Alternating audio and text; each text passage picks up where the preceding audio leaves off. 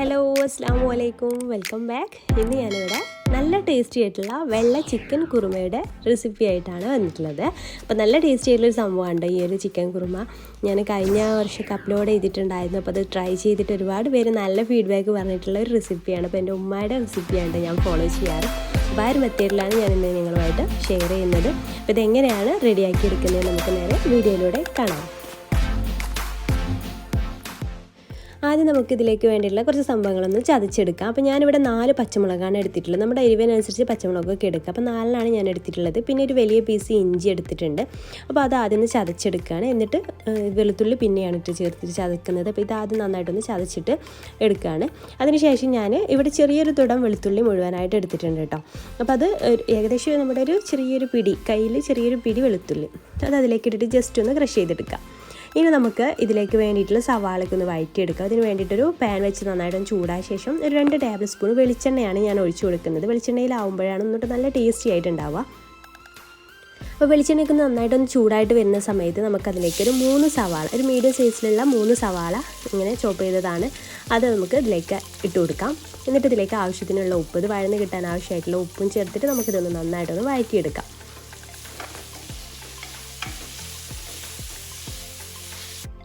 ഇത് നന്നായിട്ട് തന്നെ സോഫ്റ്റായിട്ട് വഴന്ന് വരുന്ന വരെ നമുക്കിത് നന്നായിട്ട് തന്നെ വഴറ്റിയെടുക്കണം കേട്ടോ.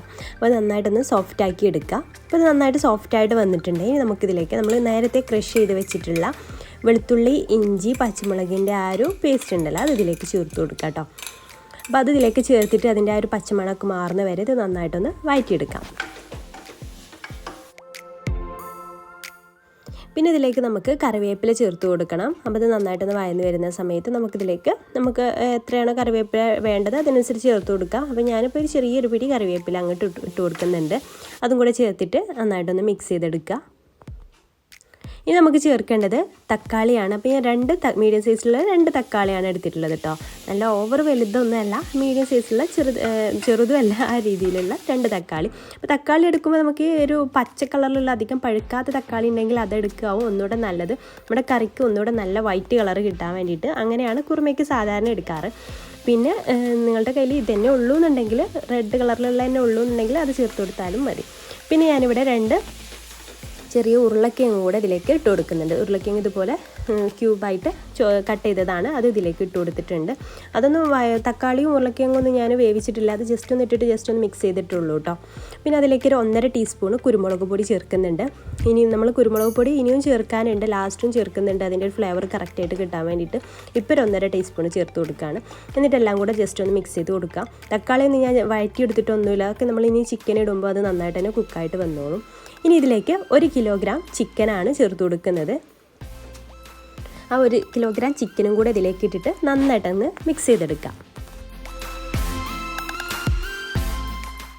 ഇത് നന്നായിട്ട് മിക്സ് ചെയ്തെടുക്കുക. പിന്നെ നിങ്ങൾക്ക് ഉപ്പൊക്കെ ആവശ്യമുണ്ടെങ്കിൽ ഉപ്പൊക്കെ ജസ്റ്റ് ചേർത്ത് കൊടുക്കുക. ഉപ്പ് ചിലപ്പോൾ കുറവായിരിക്കും, നമ്മൾ ഒരു സവാള വഴറ്റുന്നതിലേക്ക് കുറച്ച് ഉപ്പല്ലേ ചേർത്തിട്ടുള്ളൂ. അപ്പോൾ ഉപ്പൊക്കെ ആവശ്യമുണ്ടെങ്കിൽ ഉപ്പൊക്കെ ചേർത്ത് കൊടുത്തിട്ട് പിന്നെ നമ്മൾ ഒട്ടും വെള്ളമൊന്നും ചേർക്കുന്നില്ല. ഇതുപോലെ ജസ്റ്റ് ഒന്ന് മിക്സ് ചെയ്തിട്ട് അടച്ചു വെച്ചിട്ടാണ് ഇത് വേവിച്ചെടുക്കുന്നത്. അപ്പോൾ ഇത് വേവാൻ ആവശ്യമുള്ള വെള്ളമൊക്കെ ആ ചിക്കനിൽ നിന്ന് തന്നെ ഇറങ്ങി വരും കേട്ടോ.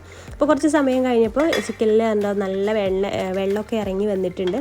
പക്ഷേ ഞാൻ ചെക്ക് ചെയ്തപ്പോൾ നന്നായിട്ട് കുക്കായിട്ട് വന്നിട്ടില്ല, നല്ല സോഫ്റ്റ് ആയിട്ടുള്ള കുക്കായിട്ട് വന്നിട്ടില്ല. അപ്പോൾ ഞാനിതൊന്നും കൂടെ ഒന്ന് മിക്സ് ചെയ്തെടുത്തിട്ട് ഇടയ്ക്കിടയ്ക്ക് ഇതുപോലെ ഒന്ന് മിക്സ് ചെയ്ത് കൊടുത്താൽ മതി. മിക്സ് ചെയ്തിട്ട് വീണ്ടും അടച്ച് വെച്ചിട്ട് വീണ്ടും കുക്ക് ചെയ്തെടുക്കുകയാണ് കേട്ടോ.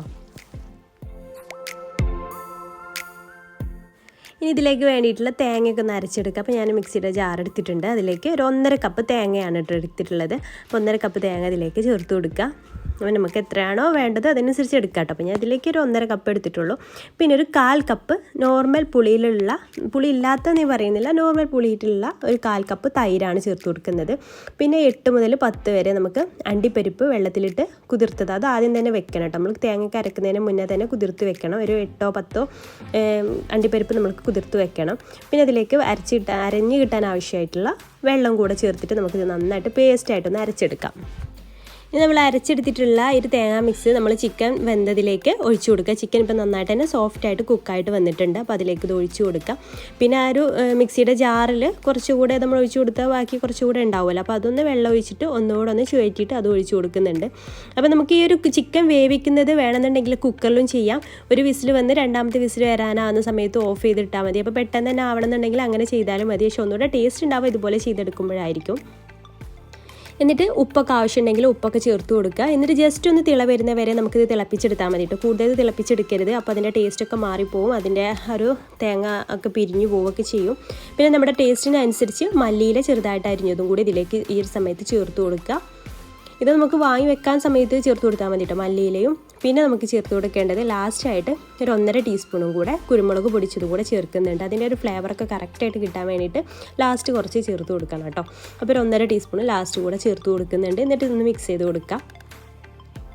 ഇത്രയേ ഉള്ളൂ. ജസ്റ്റ് ഒരു തിള വന്ന് നമുക്ക് ഓഫ് ചെയ്തെടുക്കാം. ഇത് നന്നായിട്ടൊന്ന് മിക്സ് ചെയ്തിട്ട് നമുക്ക് ഫ്ലെയിം ഓഫ് ചെയ്യാം കേട്ടോ. ഇനി കൂടുതൽ തിളപ്പിച്ചെടുക്കുകയൊന്നും ചെയ്യരുത്. അപ്പോൾ അതിൻ്റെ ടേസ്റ്റൊക്കെ മാറി മറിയും. അപ്പോൾ നല്ല ടേസ്റ്റി ആയിട്ടുള്ളൊരു ചിക്കൻ കുറുമയാണ്. ഇതേ രീതിയിൽ നിങ്ങളൊന്ന് ട്രൈ ചെയ്ത് നോക്കുക. ട്രൈ ചെയ്തിട്ട് എന്തായാലും ഫീഡ്ബാക്ക് അറിയിക്കുക. നമുക്ക് നെയ്ച്ചോറിൻ്റെ കൂടെ ആയാലും അല്ല പൊറാട്ടയുടെ കൂടെ ആയാലും പത്തിരിയുടെ കൂടെ ആയാലും ഒക്കെ നല്ല കോമ്പിനേഷൻ ആയിട്ടുള്ളൊരു ചിക്കൻ കുറുമയാണ്. ഒന്ന് ട്രൈ ചെയ്ത് നോക്കിയിട്ട് ഫീഡ്ബാക്ക് എന്തായാലും കമൻറ്റിലൂടെ അറിയിക്കുക. വീഡിയോ ഇഷ്ടപ്പെട്ടിട്ടുണ്ടെങ്കിൽ ലൈക്ക് ചെയ്യാനും അതുപോലെ മറ്റുള്ളവർക്ക് ഷെയർ ചെയ്യാൻ താല്പര്യം ഉണ്ടെങ്കിൽ ഷെയർ ചെയ്യാനും മറക്കരുത്. അപ്പോൾ ഇൻഷാ അല്ലാഹ് പുതിയൊരു നല്ലൊരു വീഡിയോ ആയിട്ട് നമുക്ക് വീണ്ടും കാണാം. താങ്ക്